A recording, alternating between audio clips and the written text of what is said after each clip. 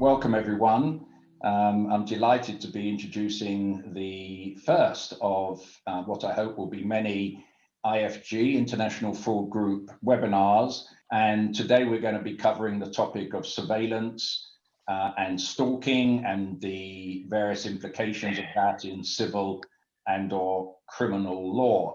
I'm Gary Miller. I'm the chair of the IFG. I also am a senior partner at Mishcon. I'm joined by members of the IFG, as well as a member of the Strategic Advisory Board.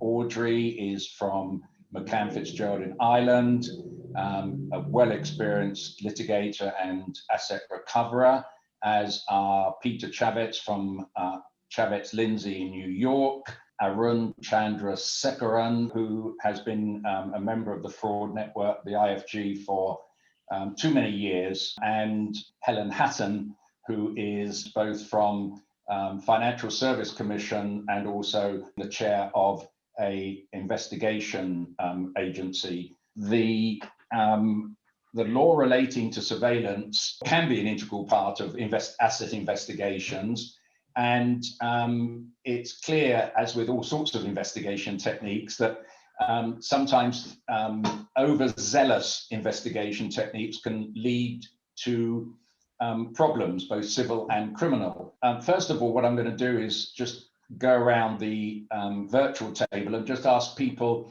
just to tell me what their jurisdictions say civilly and criminally about surveillance and whether there is any legislation that is relevant. In New York, if one person consents to the tapping of a phone, you can tap your own phone without telling the other person. It's a one-party consent where there are restrictions on what you can do and how you conduct the investigation.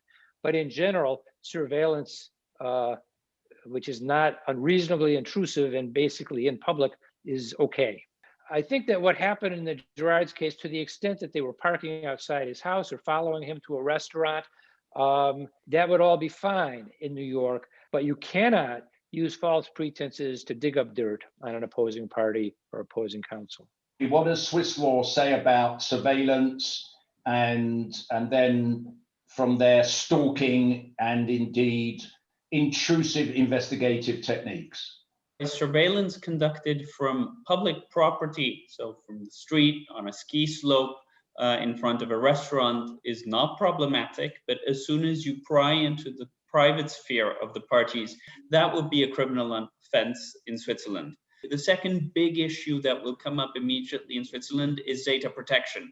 As soon as you're beginning to collect private data on individuals for the purpose of investigation, well, you're only allowed to do so with the consent of the other party or for legitimate grounds.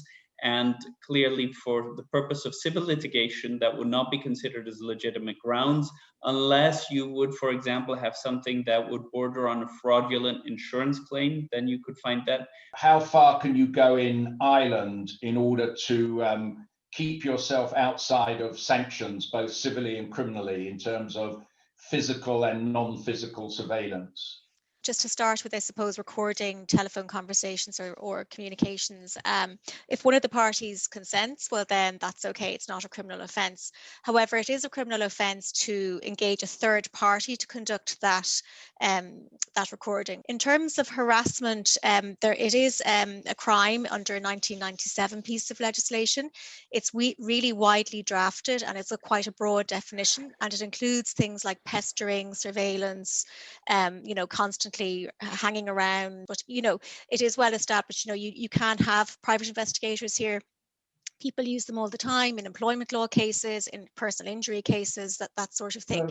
And Helen, tell us first about Jersey. Maybe what do they sanction or not sanction? Since 2008, we've got a similar enactment to the UK one. And we also have the crime, disorderly conduct and harassment law. And the way that works is the person commits an offence if he or she pursues a course of conduct that amounts to harassment of another person, and that he or she knows or ought to know amounts to harassment of another person. So we have that subjective test. But then it sets out the statutory defence. which is in the particular circumstances, the pursuit of the course of conduct was reasonable. And that, I think, goes into the judgment where it talks about the legitimate aim. And I think that that's really the heart of it, and against which everything else is then judged. The really interesting argument by the claimant's barrister, he said, by definition, covert surveillance can never, ever amount to harassment, because how can you be harassed if you don't know you're being harassed? I thought that argument in that case didn't really fit with the facts, because it seemed to me that the investigation wasn't really, they were not going to find evidence that he had leaked confidential information to the Serious Fraud Office. I think they were trying to harass him. We had a case like that here all the way back in 1970, Ralph Nader versus General Motors. And General Motors, they hired investigators to try to find personal embarrassing facts about his life. They tried to entrap him, and they held that that conduct did not constitute harassment or invasion of privacy, even though its intention obviously was to harass. There are states that have an invasion of privacy anti-harassment regime, but we don't have that in New York. I always read and hear about registered and licensed investigators. Do they have any greater power than me, who turned up in the US? I think it's a criminal offense to be a private investigator without being licensed, and I think it totally throws in peril the chances of having all their work product be disclosed, and also possibly bar sanctions. In Ireland, you must have a license here as well to be a private investigator. And again, like that, there's, bar offences if, as a solicitor, you engage a private investigator who isn't licensed. So just to be aware of that, it's important. So if I was a individual who just happened to be great on the computer, does that mean I can't do any investigation online unless I'm registered as an investigator in Ireland? Well, yeah, you can do your own sort of desktop investigations, but if you're setting yourself up as an investigator or an investigative firm, then no, you can't. That's the reality. So if you're going to be an investigator and provide those services, then you must be registered. Arun, if I was interested in your movements in coming in and out of your home, but not in your home, and I stuck a camera in the hedge opposite your house, let's assume you lived in a house or whatever, how lawful or otherwise would that be? So the criteria we have, number one, is what's public and what's private. So if you are focusing the camera onto my door or onto my entrance gate, then chances are that would already be considered as a violation of privacy. Whereas if the camera was just focused on the sidewalk or on the road in front of my house, I think you could argue that that is the public domain.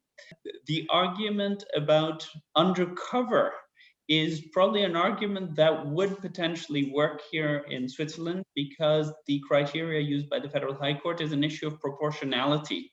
Is it proportionate or not? And I would probably take up the argument that if it is undercover and that camera was not disclosed and it was just surveying public property, then I'm not sure that will be problematic. How bad does it have to get before you can be criminalized in Ireland? To be harassment, the person needs to know they're being harassed. There has to be some level of understanding, and there's a sort of an objective and a subjective test. So the person has to feel upset or distressed, and secondly that they either intended to do it or they were reckless as to intention. Just to put this in context for some of those who haven't read the case, the judge was not prepared to determine on a non-trial basis what might or might not amount to harassment because of the implications for the breach of privilege. Under English law, we've long had a provision that you've got a litigation privilege, you've got a attorney-client privilege. In investigations, the only thing that would work when you're instructing a third party in relation to litigation is the litigation privilege. But that can be blown, as we know from a case called Dubai Aluminium, if in that case they went and hacked into bank accounts, and the investigators and the lawyers lost all of the privilege relating to that material. So, Peter, do you have the same rule that illegality will breach or will negate any litigation privilege?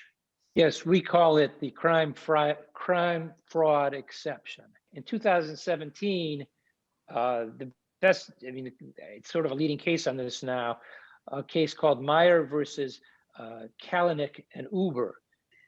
A fellow named Mr. Meyer brought an antitrust class action against Uber, and Uber's general counsel hired an investigative firm to go to the Yale University community and try to find dirt on the plaintiff and to try to find embarrassing facts about his counsel. And they did this under completely false pretenses. In New York, an investigator working for an attorney is an extension of the attorney. And an investigator working for an attorney cannot do anything that the attorney would be prohibited from doing. So to use investigators to do what I just described was held by Judge Rakoff to fall within the crime fraud exception. 100% of the investigators' files were turned over, and quite a lot of the internal communication within the client was also turned over.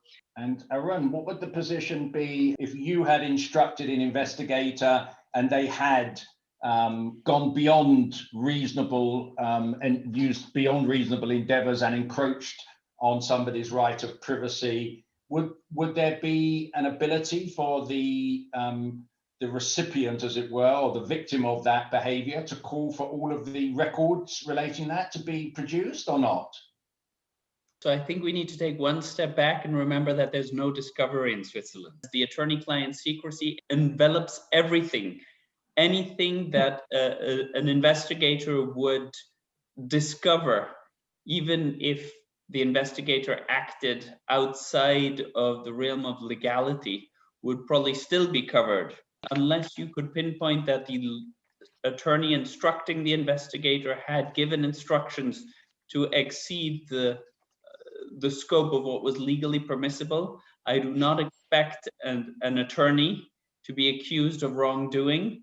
But when we then actually get to the evidence, if the evidence was obtained illegally, the principle we have again is the principle of proportionality. A court would look at, could that evidence have been obtained legally?